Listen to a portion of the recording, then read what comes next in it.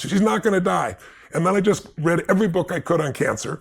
And I came across this one book called One Answer to Cancer. It's not the book I'd recommend today because there's so many better ones today, but it was written by this dentist who had pancreatic cancer, which is the most vicious cancer of all. He was given 6 weeks to live, and this is 12 years later, and he's alive. And so he laid out what he did to cleanse his body, and it sounded radical in those days, pancreatic enzymes. So I went to this woman, her name was Jenny. She was in her 40s. And I said, Jenny, I know you don't want to die.